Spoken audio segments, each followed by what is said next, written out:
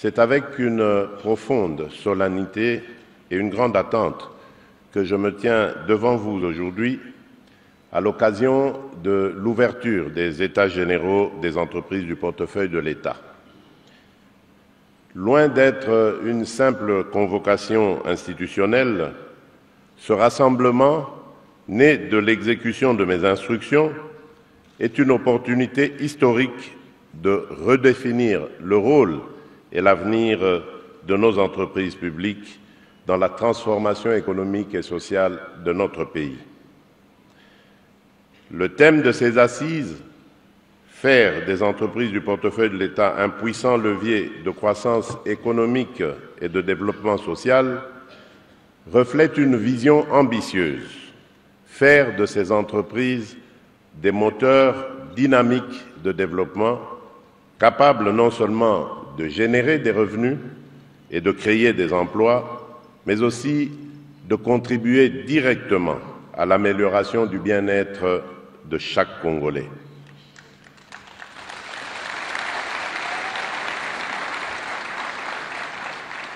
Distingués invités, Mesdames et Messieurs, la République démocratique du Congo, riche de ses ressources naturelles exceptionnelles et de son capital humain jeune et dynamique, détient seule les clés de son avenir. Avec un portefeuille conséquent d'entreprises publiques, de sociétés d'économie mixte et de participations indirectes, le pays a toutes les cartes en main pour devenir un acteur économique majeur sur le continent. Cependant, ces atouts restent largement sous-exploités, entravés notamment par des pratiques obsolètes héritées du passé qui freinent leur plein potentiel. Les entreprises publiques, qui devraient être des moteurs de croissance économique, continuent d'être freinées par des défis structurels majeurs, tels que la mauvaise gestion, l'insuffisance des capacités, la dépendance financière excessive, la compétitivité limitée et des infrastructures inadéquates. La gouvernance des entreprises du portefeuille de l'État souffre depuis longtemps d'un manque de rigueur, ouvrant la voie à des dérives qui entravent leur performance. Je ne peux passer sous silence les pratiques peu recommandables auxquelles s'adonnent certains dirigeants des entreprises publiques. Ces comportements, souvent exacerbés par des rivalités internes, mettent en évidence des luttes de pouvoir entre présidents de conseils d'administration et directeurs généraux, entre directeurs généraux et leurs adjoints, entre conseils d'administration et comités de gestion ou encore entre délégations syndicales et comités de gestion. Ces conflits nuisent non seulement à la compétitivité de nos entreprises, mais paralysent également leur opération, compromettant ainsi nos efforts collectifs pour améliorer les conditions de vie des Congolais et propulser le pays vers l'émergence. Face à cette situation, il est impératif de rappeler à chacun sa responsabilité. Une gouvernance éthique et une collaboration constructive dépourvues de rivalités personnelles et d'égos mal placés sont essentielles pour remettre ces établissements sur la voie de l'efficacité. Les différentes tutelles ministérielles doivent, quant à elles, jouer pleinement leur rôle, celui de facilitateur impartial et rigoureux en agissant en amont pour éviter que les tensions ne dégénèrent en crise institutionnelle. Il est temps que les entreprises du portefeuille de l'État deviennent des modèles d'excellence et de compétitivité, capables de créer des emplois, de contribuer aux recettes publiques et d'offrir des services de qualité à nos concitoyens. Et de cette manière, propulser notre nation vers une nouvelle ère de prospérité. Cet idéal exige une transformation en profondeur, repenser les modes de gestion de ces entreprises, moderniser leurs pratiques et revisiter, si besoin, pactes sociaux existants qui freinent leur croissance et leur compétitivité, et enfin, intégrer des technologies innovantes. Il faut absolument instaurer une gouvernance exemplaire à la tête de chacune de ces structures.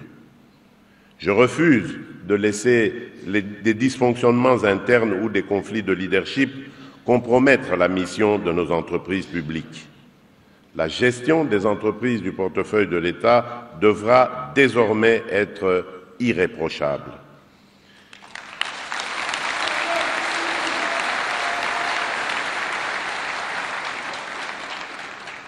Les dirigeants doivent incarner un leadership visionnaire, faire preuve d'un sens élevé de responsabilité, assurer une transparence exemplaire et atteindre des résultats concrets et mesurables. Le ministre du portefeuille ainsi que tous les ministres sectoriels ont reçu de moi des instructions fermes quant à la nécessité de garantir un climat de sérénité au sein des entreprises du portefeuille de l'État et des établissements publics, en veillant au respect des principes de bonne gouvernance et à la préservation de leur stabilité. Dans ce même ordre d'idées, la lutte contre la corruption et l'impunité ne sera plus un simple discours. Elle est au cœur de mon engagement. Bien que des mesures aient déjà été mises en place par le gouvernement pour renforcer cette bataille, il est impératif d'insuffler une dynamique nouvelle, notamment au sein des entreprises du portefeuille de l'État. Les ressources nationales doivent servir les intérêts collectifs et non être détournées au profit de quelques-uns.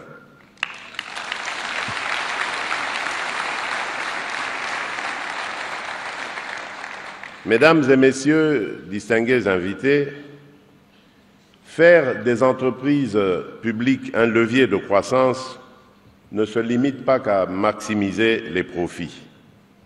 Ces efforts doivent servir idéalement les 6 engagements que j'ai pris solennellement lors de mon investiture le 20 janvier 2024 pour ce second mandat en tant que président de la République démocratique du Congo.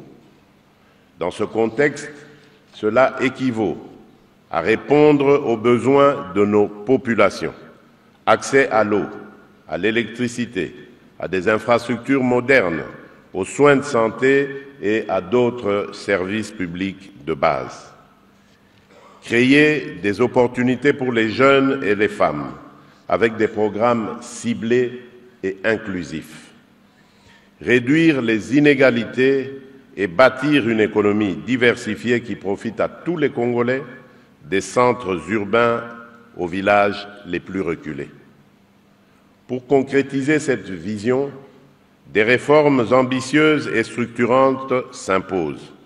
Elles incluent l'évaluation et la mise en œuvre effective des conclusions des réformes des entreprises publiques, longtemps restées lettres mortes, la modernisation du cadre juridique et institutionnel afin d'aligner nos entreprises sur les standards internationaux, l'intégration de technologies numériques pour accroître leur efficacité, leur transparence et leur compétitivité, ainsi que l'établissement de partenariats stratégiques solides favorisant une collaboration accrue avec le secteur privé et les investisseurs étrangers.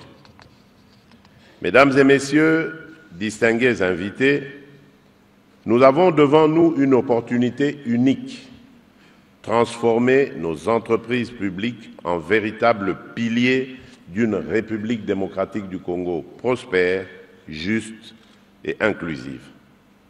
Cela exige de chacun d'entre nous un engagement ferme, des actions concrètes et une volonté inébranlable de faire de notre nation un modèle de prospérité en Afrique.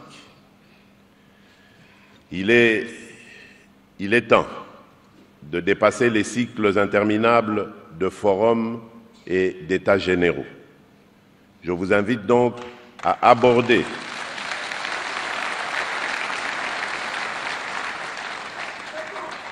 Je vous invite donc à aborder ce processus avec détermination et pragmatisme afin que ces assises marquent le véritable point de départ d'une transformation profonde, durable et irréversible de nos entreprises publiques.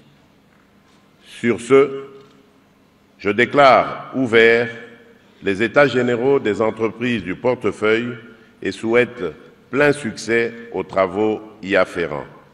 Que Dieu bénisse nos efforts, que Dieu bénisse la République démocratique du Congo et son peuple. Je vous remercie.